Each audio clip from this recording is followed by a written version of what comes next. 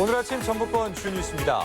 오늘부터 생활 속 거리 두기가 시행되는 가운데 일상의 정상화라는 기대감과 방역 걱정에 따른 우려가 교차하고 있습니다. 최근 기획부동산들이 전주 지역 신축 아파트를 표적으로 삼아 가격을 크게 올려놓으면서 거품 붕괴에 따른 실수요자 피해가 우려됩니다.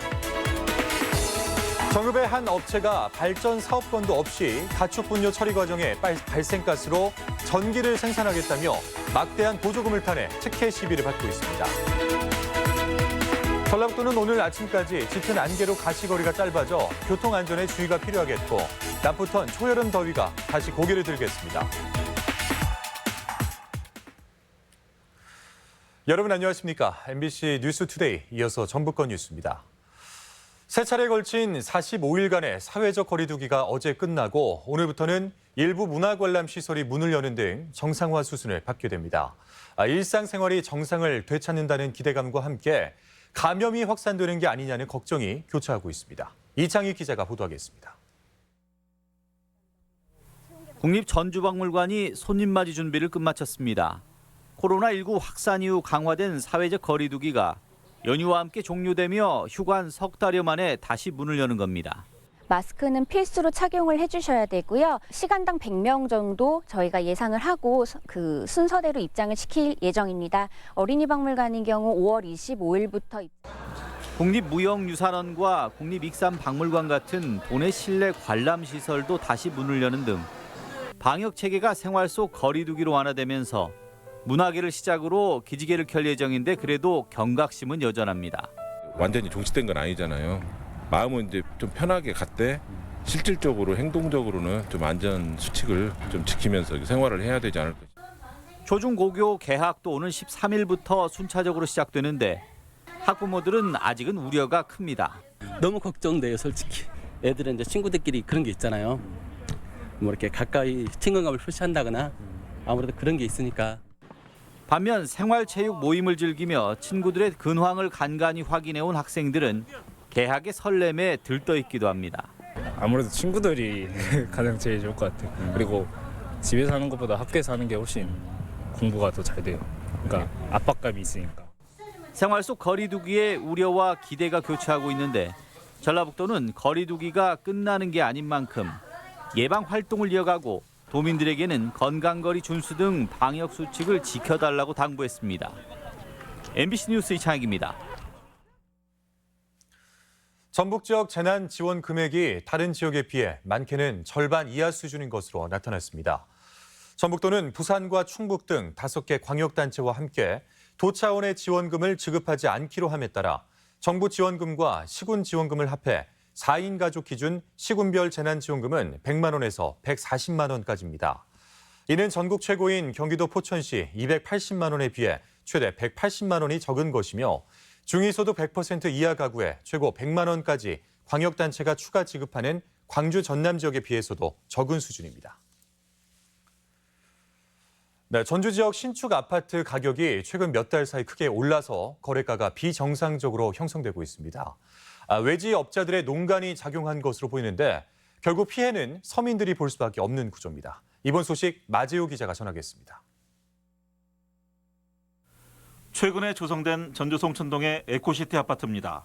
전용 면적이 84제곱미터인 한 유명 브랜드 아파트의 경우 확장비를 포함한 분양가가 2억 9,500만 원 정도였습니다. 그런데 지난해 말부터 갑자기 가격이 뛰기 시작해 지금은 5억 원 정도의 호가가 형성돼 있습니다. 분양가보다 2억 원 가까이 오른 것입니다. 에코시티의 경우 다른 브랜드도 대부분 1억 원 이상이 올랐습니다. 3억 후반이었던 것 같아요. 네. 지금은요? 거의 이제 5억 후반이나 6억까지 호가로 6억 정도 부르죠. 전주 시내 다른 지역도 마찬가지입니다. 최근 입주가 시작된 효천지구도 서너 달 사이 분양가보다 최대 1억 7천만 원까지 뛰었습니다. 혁신도시도 아직 입주 전인 아파트가 1억 5천에서 2억 원이 올랐습니다. 부동산 업계에서는 외지업자들, 이른바 기획부동산들이 가격을 올리고 있다고 말합니다. 수도권의 규제가 심해지자 그동안 상대적으로 저평가돼 있던 전주 지역 신규 아파트가 기획부동산의 표적이 된 것입니다. 실수요자들이 가면서 약 5천에서 7, 8천의 피가 오른 건 사실인데 그 이후에 오른 것은 외지 자본이 유입되면서 올랐다고 봐야 되겠죠. 이들은 매물로 나온 아파트를 거둬들여 물량을 소진시킨 뒤 가격을 대폭 올려 다시 내놓는 수법으로 가격을 올리고 있는 것입니다. 전주 지역의 주택 보급률은 111%. 주택이 초과 공급돼 있는데도 기획부동산의 농간으로 신축 아파트 가격이 천정부지로 뛰는 비정상적인 거래가 이루어지고 있는 것입니다. 하지만 기획부동산 업자들이 이 속을 챙긴 다음 빠져나가면 부풀려졌던 거품이 빠질 수 있어 자칫 서민들의 피해로 이어질 수 있습니다. MBC 뉴스 마지호입니다. 전북 지역의 상장 법인 수가 지난해보다는 늘었지만 여전히 전국 최하위 수준에 머물고 있습니다. 전주 상공회의소에 따르면 도내 기업 가운데 상장된 기업은 코스피 11개사와 코스닥 15개사, 코넥스 2개사로 모두 28개로 나타났습니다. 이는 지난해보다는 3개가 늘은 것이지만 전국에서 차지하는 비율은 1.2%로 전북 지역의 열악한 기업 현실을 보여주고 있습니다. 코로나 여파로 공연이 중단된 문화예술인들을 위한 지원이 시행되고 있습니다. 그런데 이 기준이 전형적인 탁상 행정이어서 지역 문화의 기반 붕괴까지 우려되고 있습니다. 송인호 기자입니다. 익산의 한 극단 사무실. 단원 대부분은 생계를 위해서 PC방 알바에서 일용직으로까지 뿔뿔이 흩어졌습니다. 문화예술인 지원 대상에서도 빠졌기 때문입니다. 지원에 필요한 서류는 지난 3개월간 용역 계약서, 소득 금액 증명원, 그리고 3월분 건강보험료 납부 확인서입니다. 연극이나 음악, 영상 분야는 대부분 계약서 없이 하청 형태나 아름아름으로 이루어지기 때문에 제출은 사실상 불가능합니다. 증빙, 서류 같은 거, 계약서 이런 걸 요구해서 저 같은 경우는 그런 계약서를 받을 수가 없기 때문에 그 지원금을 아예 그냥 포기하게 됐죠.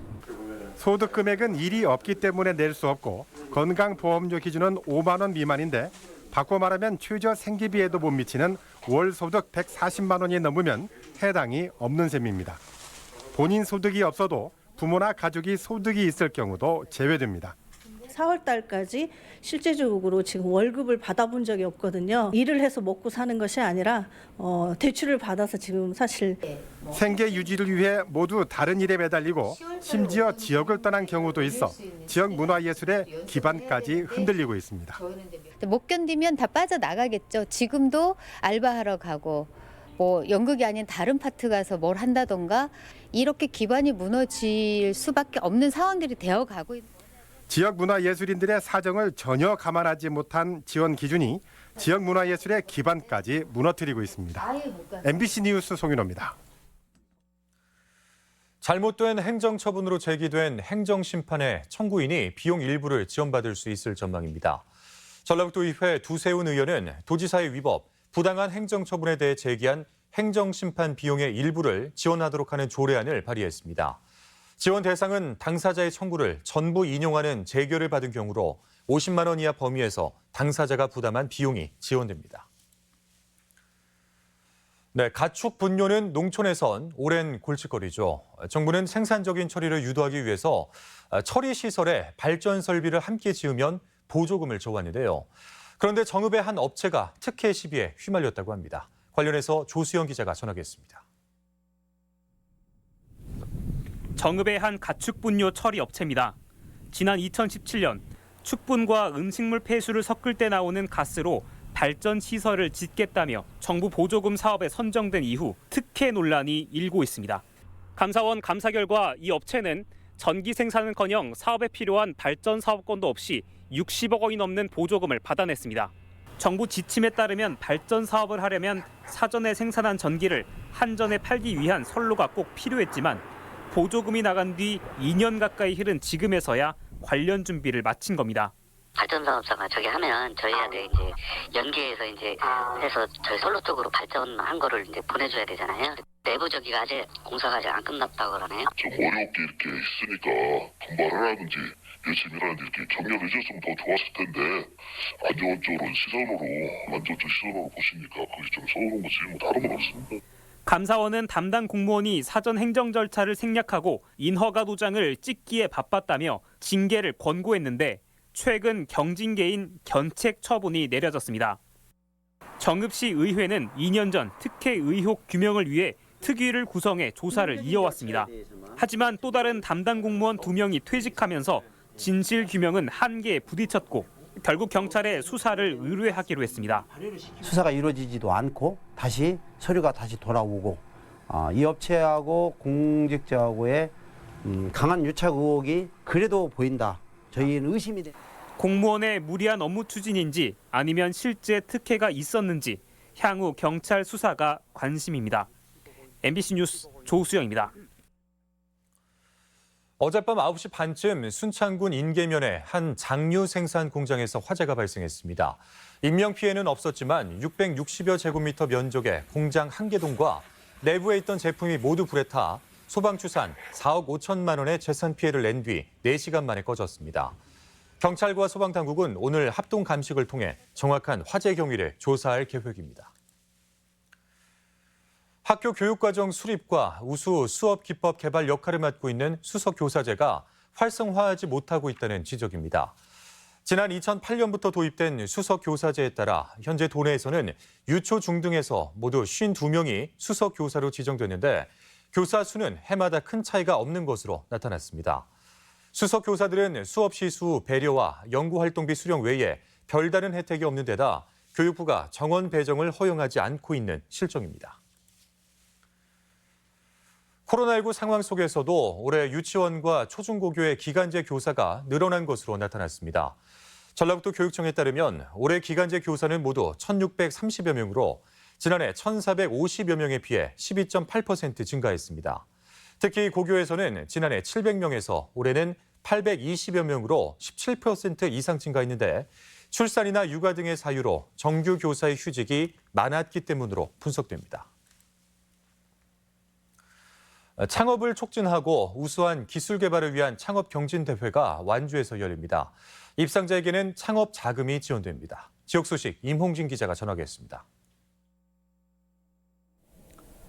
완주군 창업보육센터가 관내 3년 미만 기창업자나 예비 창업자를 대상으로 창업 경진 대회를 개최합니다.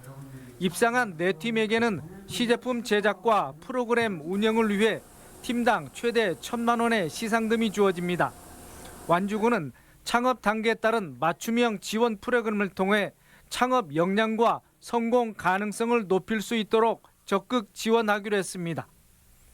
지역의 우수한 예비 창업가들의 축제회장인 완주군 창업경진대회에 많은 참여를 부탁드립니다. 고창군 유기상 군수와 노인복지관 직원들이 어버이날을 앞두고 지역 최고령인 112세의 김귀인 어르신을 찾아 안부 인사를 올렸습니다.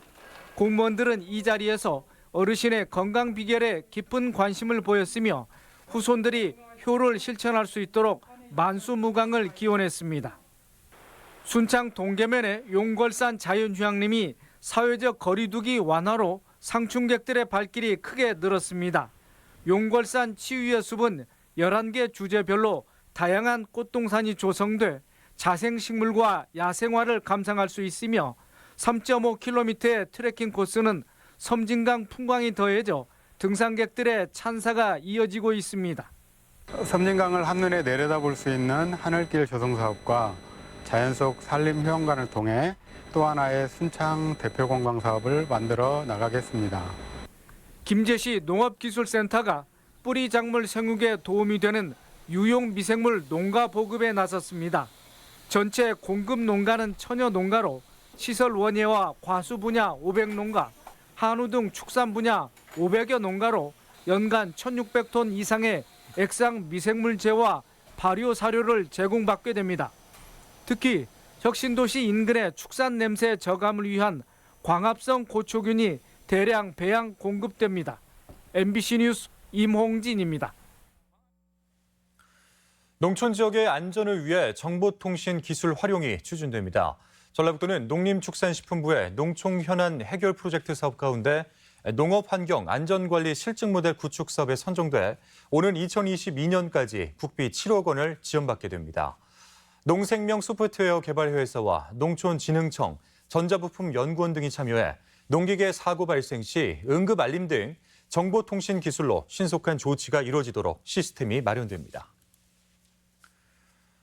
성실 납세 분위기 조성을 위해서 지방세 모범 납세자 선정이 추진됩니다.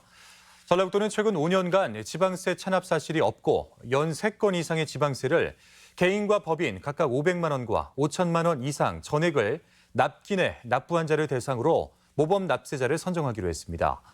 모범 납세자는 시장 군수 추천을 통해 심의를 거쳐 이달 안에 최종 선정되며 대상자는 세무조사 3년간 유예와 대출금리 인하 등의 우대 혜택을 받게 됩니다. 고창군이 코로나19로 인한 농가의 부담을 줄여주기 위해 농번기 동안 농업기계 임대료를 감면 운영합니다. 고창군 농업기술센터는 올해 1월 1일부터 법정 농기계 임대료보다 15% 저렴한 비용으로 농기계를 빌려주고 있지만 코로나19 상황을 고려해 7월 말까지 추가로 50%를 감면해주기로 했습니다. 고창군은 현재 농기계 임대사업소 2곳에서 65종 570대의 농기계를 보유하고 있습니다.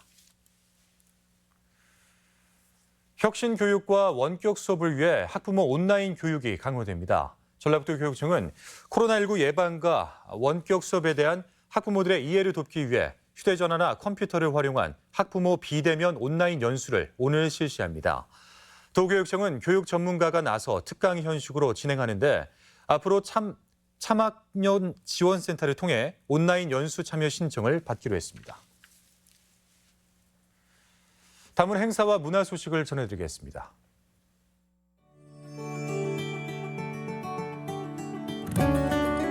전북 연극제가 내일과 9일 무관객으로 우진문화공간 예술극장에서 펼쳐집니다.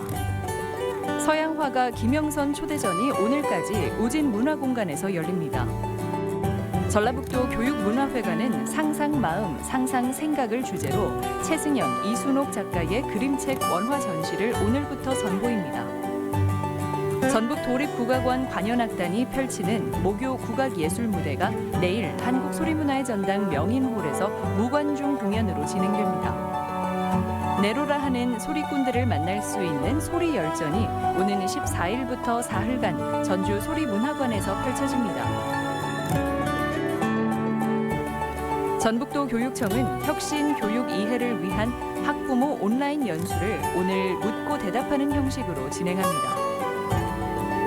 한국소리문화의 전당은 중장년층을 대상으로 발레로 쓰는 자서전 참여자를 오늘까지 모집합니다. 익산시 여성단체협의회는 오늘부터 다음 달 24일까지 상하수도 사업단에서 일과 가정 양립을 위한 부모 교육을 진행합니다. 캠틱 종합기술원은 오는 13일까지 기계 자동차 설계 개발 채용 연계형 교육생을 모집합니다. 전라북도 스마트팜을 이끌어갈 청년 농업인 양성 교육생을 7월 3일까지 모집합니다.